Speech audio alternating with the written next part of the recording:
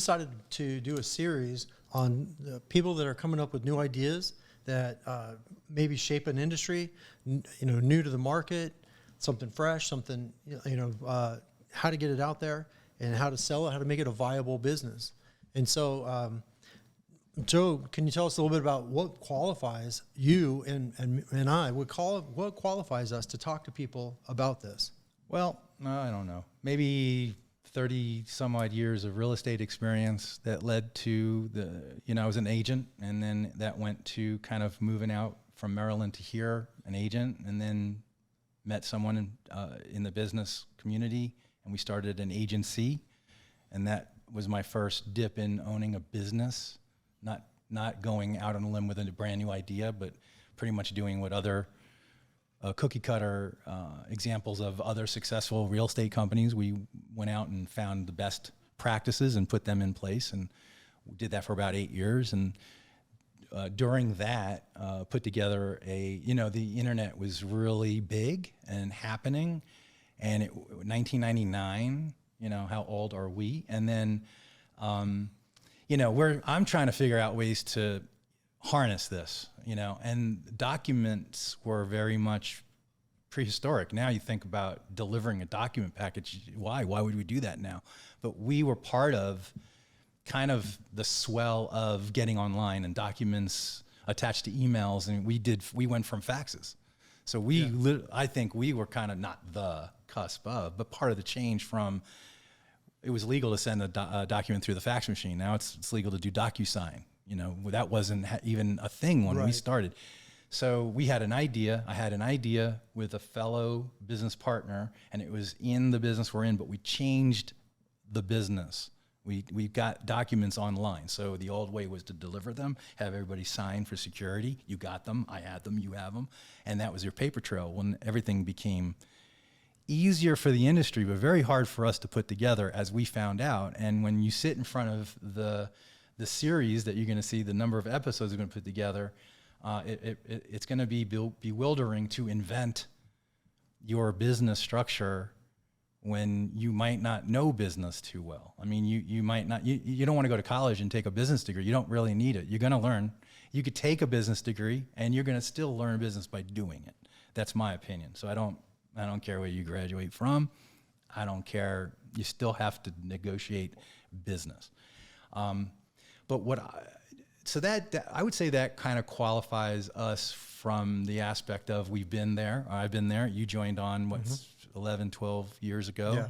And, and we had new ideas along the way that we've incorporated. So we fund our own stuff, which is very interesting and has been important for me as far as holding on to the ownership.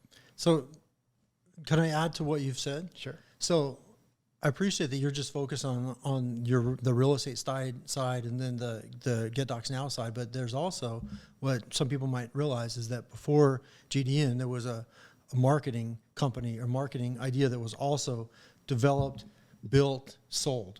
From GDN, there was a real it was a programming company, programming company that was created, built, sold. There was another company that helped doctors that worked in the medical industry that was created, built, sold. Yeah.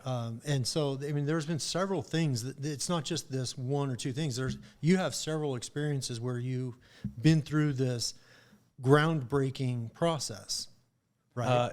Groundbreaking. Groundbreaking from the aspect of, okay, so we will go into further detail about starting a business as a typical business, and an entrepreneur, which I think is someone that they have foresight. They see the future differently. They don't go for the cookie cutter franchise. They might have some cash they want to put out there, but they got this brand new idea no one knows about, or they think no one knows about this, or it's a secret sauce. Once I get that out there, people will want it. Yeah. And and here's the thing: if you're sitting in front of this series, you have an idea, or you have something that's going to change the industry that you love. You ride bikes, or you You play tennis, there's something. You do something to your wrist, and the doctor said, don't do that. You put a brace on, and you made it. And now all of a sudden you find other people that have the same problem. You're like, I think this might be a thing. That right there isn't typical. Right. It's not typical. It's not like the lawyer who goes out, gets the degree, pays the money, and that's his investment in him, and then goes out and hangs a shingle and he's a lawyer, and people call him to be a lawyer for them. Mm-hmm. I think it's like, how do you start? So you go online, hello, you found us. And so you go online and you're looking for, free solutions. And I look at this as give back. Go ahead, sorry. I was going to say free. I'm glad you brought that up. That was there's one no of the big books or things. tapes here. Yeah, we've talked about this several times, and I'm sure if you're taking the time to watch this, you've been to the seminar where they're selling books and tapes in the lobby. And like Joe said, or online, they're hooking you in, right? Well, again, showing our age, right? Yes. I've been to several where we had to go and get it in the lobby. Yeah, they're in the back to take your credit cards. Yeah, Very exactly. convenient. Hey, we'll give you a break to go buy those right now. Yeah. I mean, it's all about them, not you. Right. And this is all about you, not us. So the way I look at this is you've got to get buy-in for your idea. There's two entities that you have to get buy-in from: significant others and you. And the thing is, you're going to have resistance, right? I'm talking about the emotions of getting started, the wanting to do it and then not wanting to do it because, you got to work, or you got a baby on the way, or. And there'll be millions of excuses. And there'll be tons of reasons not to. And the thing is, you really should. You only live once, and you have an idea to save the world. Why wouldn't you want to get that out there, whatever it is? I'm going to give my one example on this one. You and I sat down at my kitchen table probably about 20 years ago, looking at ideas, and we actually researched and did the background and did all the due diligence on two of those ideas. But one of the ideas that they were your ideas, my ideas, mm-hmm. One of those ideas that we didn't even research at the time because I thought it was so far-fetched. About 8 years later, I'm going through the. I think we talked about I'm going this. through the Pep Boys auto, ad, and there was my idea for sale, the idea that I had about 8 years prior. It's validating. It is validating. It's validating, and you're like, shit. If I only stuck it out, if I just stuck it out, buy-in. You didn't have enough buy-in. Oh yeah, and that's why I'm bringing it up now because you have a good idea that you might think it's not going to float, it's not going to work, it's not the most valuable. And in this case, that was number 3, and we've researched the first 2. And which one comes to market? Number 3. Whatever, however that happened. I wish it was my residuals coming in on that, and not someone else's. And you don't want to wish or regret. Yep. You want to go for it and fail. You want to go for it, and you're not looking to fail, but failure is the indicator of adjustment, right? You need to adjust. You want little failures that don't kill you. So what am I talking about? This is emotional. This is not, what do I do next? This is keep your head on straight. This is really convince yourself every day that it's a good idea. Maybe it's not such a good idea if you have to convince yourself every day. But if every day you don't see that it can't work, that means you see it works. You only see that it works. And everybody that wants you not to do it is going to tell you it ain't going to work. You're crazy. Why are you doing this? And I am talking to you that you have to, and I wrote resistance, right? Don't wish to be negative here, but you're going to have resistance, and it's going to be your own. You got to get over your own. I can't. I never did this before. Oh, who's going to sell it? You are.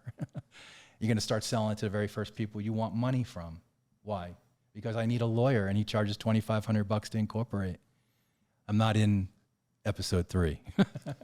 I'm saying this is what you have to be ready for. And so I have also written down, get your ducks in a row.